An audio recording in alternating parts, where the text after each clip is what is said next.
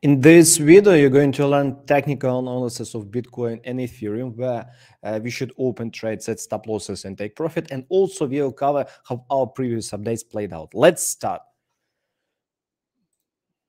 Firstly, about Bitcoin and Ethereum, yesterday we published in Discord and Twitter public updates, and have a look about this BTC yesterday at 3:40 p.m.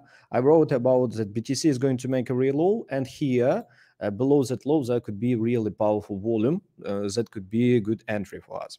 And have a look about BTC.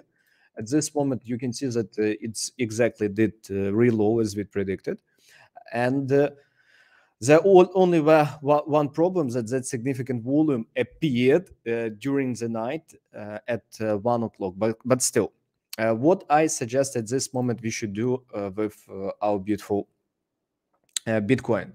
I think, my friends, if any significant volume appears on BTC at this big volume profile area, we should enter long and just go on. What I mean by significant volume, as you know, we trade in most cases by using dominant footprint. And wait for a few seconds, I will show to you example.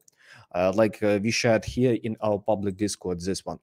There are a special tool that can show to you where people buy and sell a lot of coins, especially whales. Why this stuff is so important for us? Because when we see where they buy, we can follow them. That's it. And quite often such volumes played out really perfectly. And after that, like this one, been dropped by exactly by 7% without any pullback from this significant volume. That's why it's important. And for BTC at this moment trading plan, if here at this key level 16,722 appears significant volume, we take long. What could be potentially our stop loss? If volume appears really big, our stop loss could be like we just set stop loss after that significant volume, like 0.5%. Honestly, when big volume appears, we don't need bigger. First target would be this significant volume, 17,400, and second target would be this one, 776. But once more, we take a trade only when significant volume appears. If there would be no volume, we don't take a trade. Share in the comments, do you know something about footprint strategies? I'll share with you a few lessons, free playlist about what's footprint, how to use it. Second one, it is Ethereum. Ethereum honestly played out way better, our plan yesterday here.